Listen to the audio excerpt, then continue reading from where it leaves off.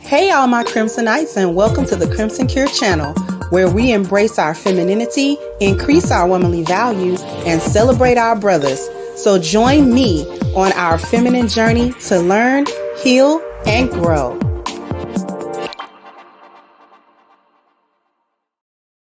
Hey there, my Crimsonites. Welcome to the Crimson Cure channel. Today is going to be a quick cook because I am preparing to go back to Chicago. So this is not going to be an hour-long show. This is going to be more like a 25-30-minute show.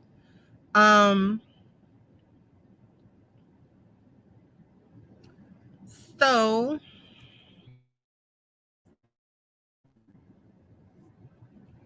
we're going to jump today about women not caring about the Black family, or sort of hating the Black family. And I use the word hate because it's starting to really shape up as a Black mind ruining a family, whether it's preventing one from being formed or ruining one that's already there, her own or somebody else's. This is what we're dealing with. We are dealing with a group of women that more often than not are just not interested in any sort of family building at all.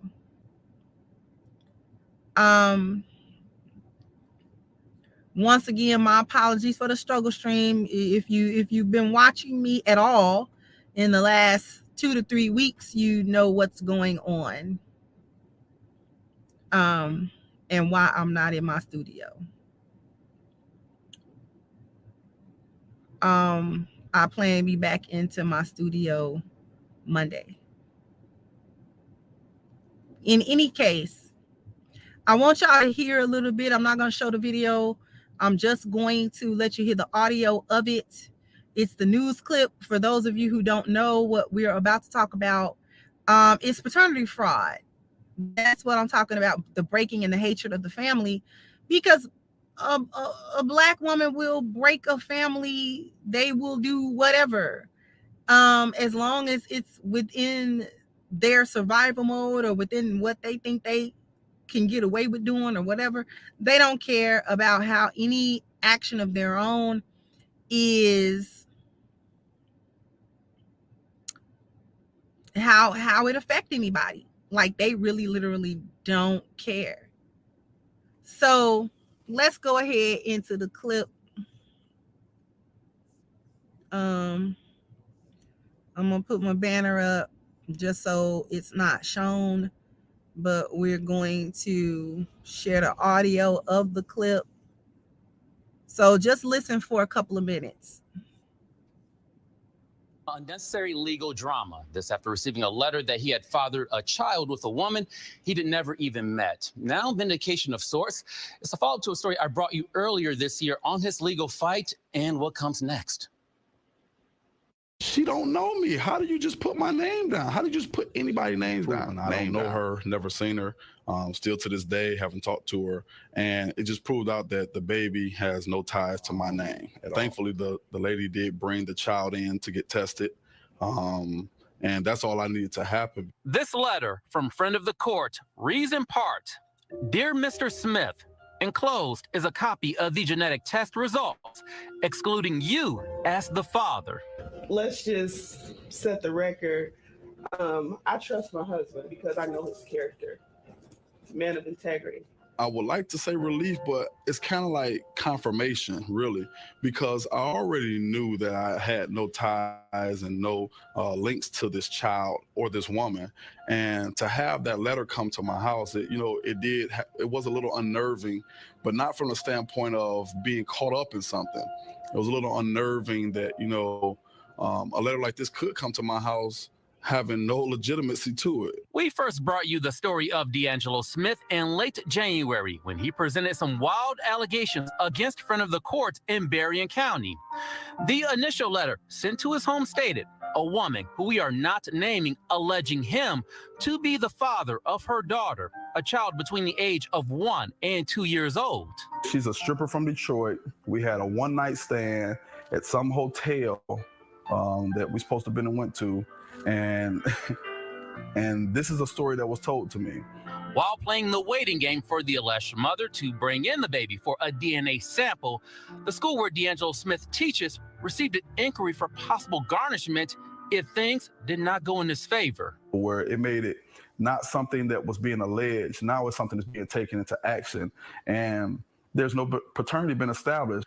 But clearly, these test results confirm that to no longer be the case. With that being said, strong marriage or not, clean past or not, that's a very tough letter for anyone to receive. Absolutely. Without any proof. Absolutely. It is. It is. The main things that they have to provide to the state of Michigan is a name and a birth date and where they live. That's easy information for someone to gather off of Google, off of Facebook, off of any kind of social media platform. People who have checkered past, who have done things in the past, who have, stepped out and did things that was unbecoming of a real man, right? And so, but they've changed and they've cleaned up their act and they've gotten better, which all of us have the opportunity of doing or getting better.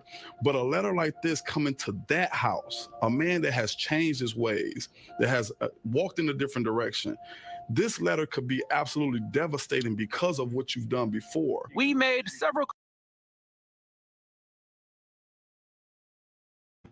Now I'm going to stop sharing because that's enough of that. Okay. He actually didn't go raw nowhere. Like, that's the whole point. He did not. His stance is that he doesn't know her and actually never had sex with her. Not only is he just happened to not be the father, he's saying that he did not even have sex with her for there to even be a chance that he could be the father of that child. Just off GP, it strike me as he knows there's a mutual associate in this. There's a mutual associate. The stripper and him know a mutual individual that probably used his name and used his information and his name with that stripper. And that's how she got that name, because she thought that was the name of the man that she was actually with. However she got that name, it was from somebody that know him. Because you don't just randomly go into Facebook to find anybody. There's a link between the two that they are probably unaware of. Who that missing link is. Somebody was doing dirt and decided to use that man's name to do the dirt under. I ain't giving this stripper my real name so she can really contact me. You know, I know of a certain individual. They not my friend or whatever. So I don't care what happens to them. I just use their name. Right? That's just what it strikes me. That's just something in my spirit.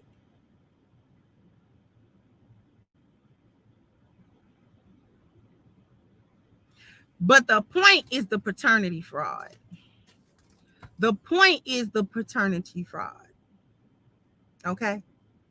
Putting people through unnecessary legal drama so that you can try to get child support or whatever the case may be through the state. So you will put anybody's name anywhere. You'll put any black man's name anywhere. Okay, all on birth certificates, don't have to prove paternity or anything like that. Unmarried women specifically. Thank you, 39 Dina. Thank you for kicking off the super chat and the contribution. Thank you so much.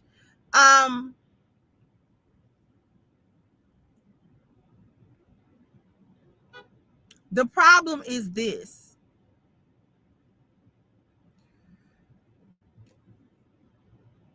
They actually don't care, and there's no consequence for paternity fraud. Some people are saying they can't believe that the court will allow it. Why not? The court is part of the what? The court system is part of the institution of this country. What is rooted in the institution of this country? Somebody put it in the chat. What thing is rooted in all of the institutions in this country? What's the concept behind it?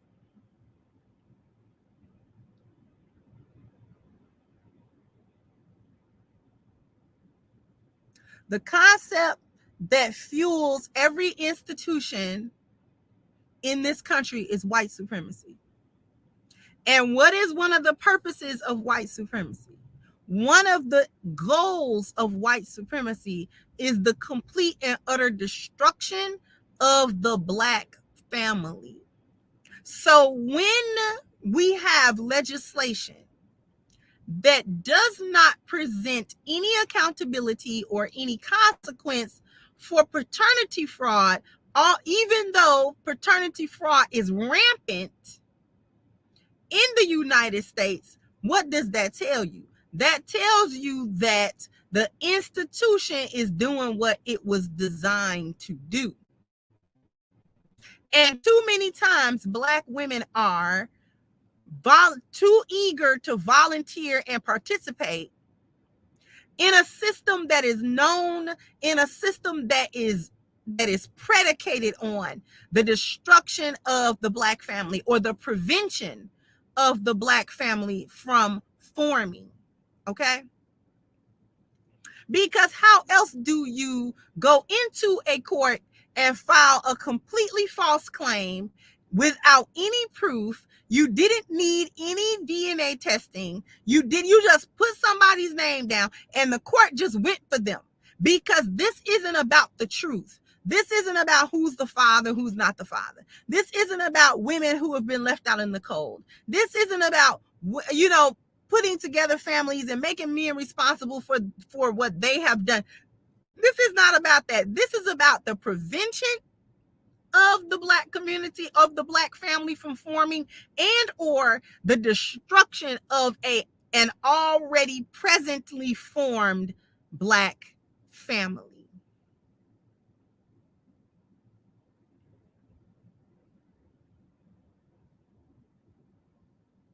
Okay? So when we talk about the legal aspect of it, there's no penalty for lying. She went in there and told a whole complete lie. And when the truth was revealed, there is no consequence. This is how the institutions support the destruction of the family. By not associating any accountability, without associating any consequence, without applying any penalty at all, none. And as a matter of fact, not only was it not any penalty, thank you, Miss Jordan, for your super sticker, sweetheart. Thank you so much for the support. Not only is there nothing, no consequence at all, there's nothing. They're even protecting her identity. She's got full protection under the law. See, there's only one way Black women can get full protection under Zaddy, and that is when she participates in white supremacist behavior and tactics. When she helps the state to fulfill its white supremacist agendas, then she can get covering. Then she can get some level of protection. Then she can receive that. Okay? If she's not keeping up with any of those agendas, Zaddy's not under any obligation to help her or protect her or do anything. She has to be actively volunteering and participating in the destruction of Black men specifically, and the Black family, and then other Black women and children. So by not having any form of without having any form of consequence at all, this is how Zaddy encourages the destruction of the family.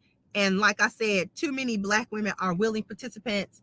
Thank you so much. Black Writer said, last week I submitted a bill to several of my state reps proposing mandatory paternity testing in order for children to get a U.S. birth certificate. Exactly. And thank you so much. Thank you so much. Habitual Line Stepper said, warning for other young men who watch the Crimson Cure channel. Prenatal paternity test is $500 here in New York City. Pay up front or get torn up in court later. $500 will seem like nothing compared to a court fee. Trust and believe. Thank you so much for that. Thank you so much for the contribution. Trust and believe. The $500 that you don't want to spend now, it'll pale in comparison to the thousands that the court system will gank you for and destroy you for.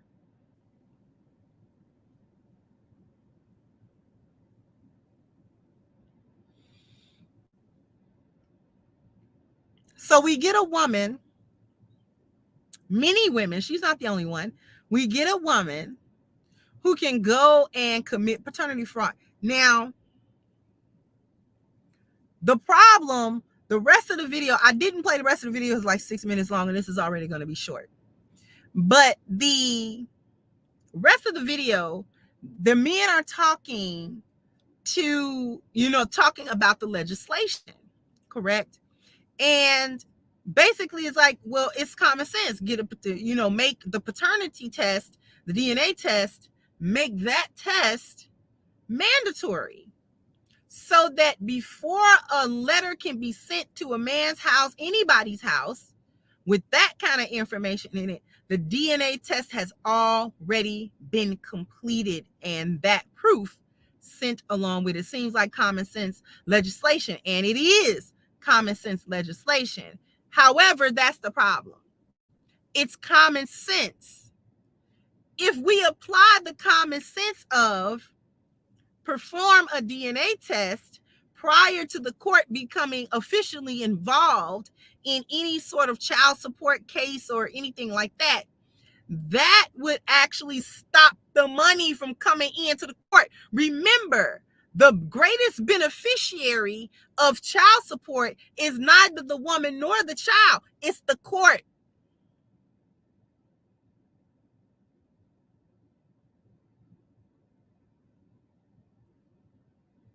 The greatest beneficiary of child support is neither the child nor the woman. It is the court. They're not going to stop their money by creating or approving any legislation that would deter or present any sort of consequence or make sure that paternity fraud is not actually happening. They're not trying to stop it. They don't care about the paternity fraud because it does not adversely affect the state. Because when paternity fraud is established, it's not even the case that the state has a penalty about it. As far as I know, the state is not even under any penalty about that. Nobody has a penalty for that. So the state doesn't care that there's paternity fraud going on. The state couldn't care less about that. That's your problem. That's the man's problem.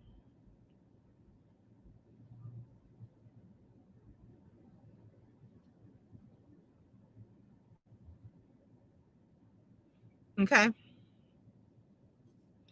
Men are not victims in this society. That's the other part of it. They're certainly not victims of paternity fraud, because as far as the court, Zaddy, and Black women are concerned, Black men should be on the hook for all children, all Black children, no matter whether he's the biological father or not. Because if she gonna be community property, a community mama, he gotta be a community daddy. You understand what I mean? As far as the court, white supremacy, and Black women are concerned, Black men are on the hook for Black children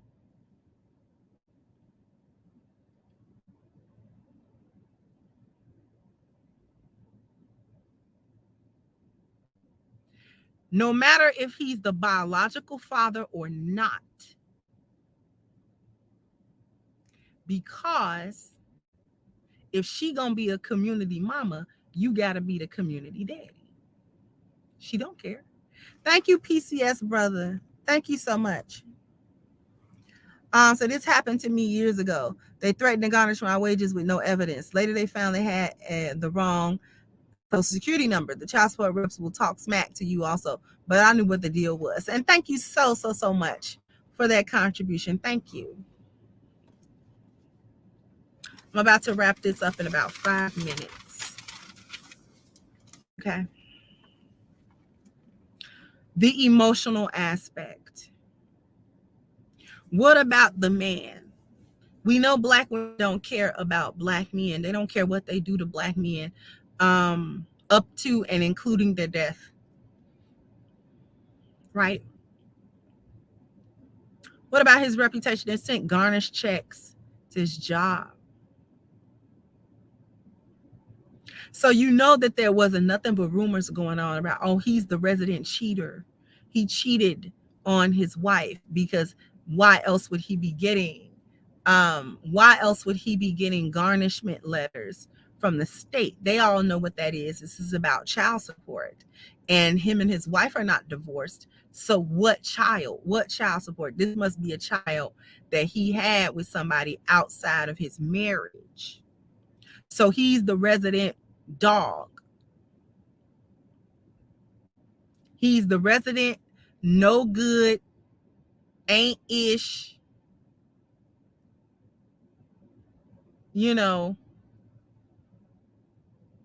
black man that cheated on his wife. They don't care what happens to his marriage. They don't care what happened to that woman. Now, she had enough integrity. His wife had enough integrity to say, I trusted my husband, but you can't tell me that there was no argument or tension in that house, because a letter did come there accusing him. And you know what the problem is? You know what the biggest problem with that is? You can't prove a negative. He can't prove he didn't. You can only prove positives. You can't prove a negative. Somebody say, prove you didn't eat the apple. How?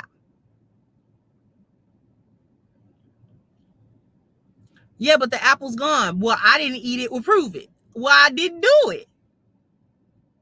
Whoever's accusing you of eating the apple has the burden of proof of proving that you ate the apple, not anybody, you. Thank you, JJOH said Pearly Things was shouted out by Latino Texas. Yeah, I heard about that. Thank you so much.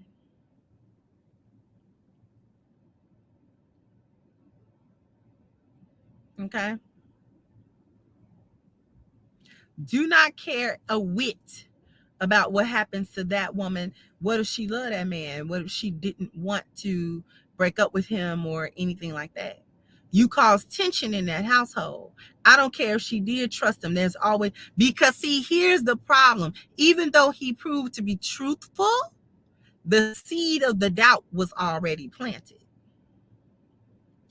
The seed of doubt already planted. Now there's always a thought. What if he did it, but he just happened not to be the father?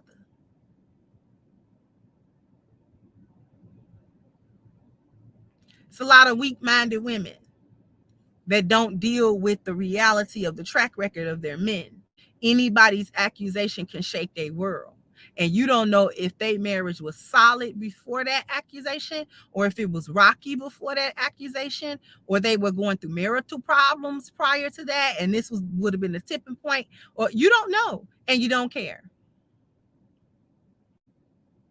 So his reputation at home is blighted. His reputation at work, blighted. So now he's the resident cheater. And if his wife stays with him, she's the resident idiot that stays with a cheater that don't do her right.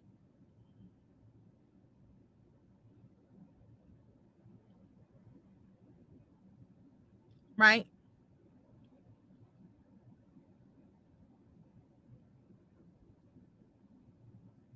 The problem here is that too many Black women have no problems either participating in the prevention of a functional family from forming or destroying one that already exists. No one punishes.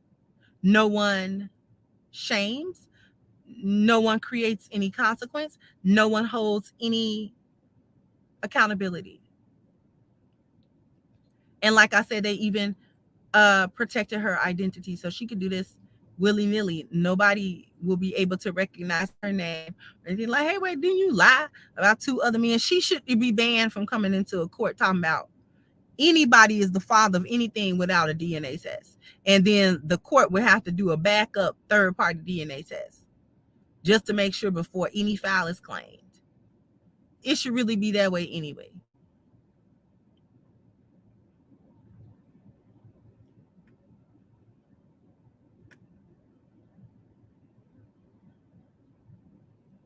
It's crazy to me that there's no consequence for lying. And luckily, his marriage is, or how that affected what he looks like to his family, his immediate family, and his extended family.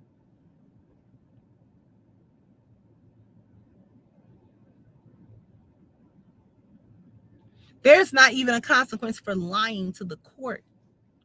Like, wait, you came in and you filed a false claim. There's at least some type of penalty for it. We find out that the claim that you filed was false, then we gonna charge you $1,100 for court fines and fees. Not even so much as a slap on the wrist for it.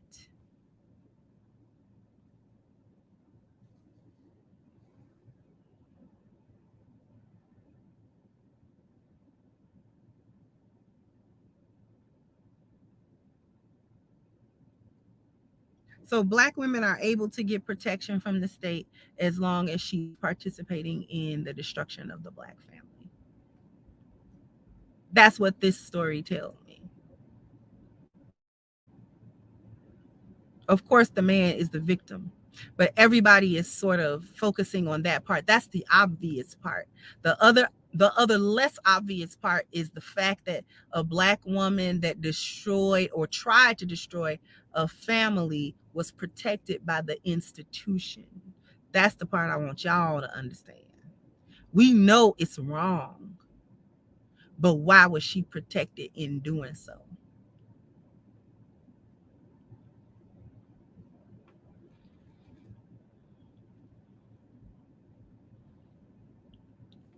In any way, I gotta wrap this up because I've got to take this car back. It's a rental, everybody. So it's due back. So I gotta take it back.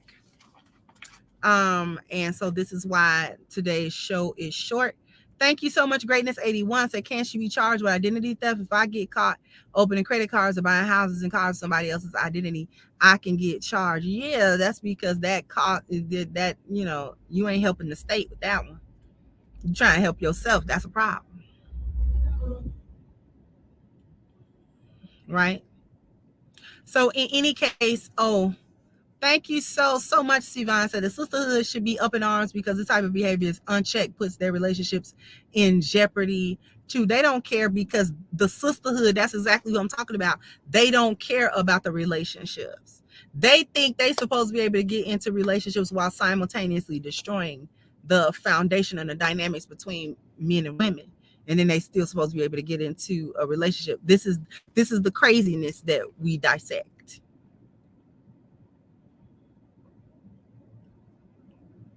So in any case, I want to thank everybody for coming through, hanging with me.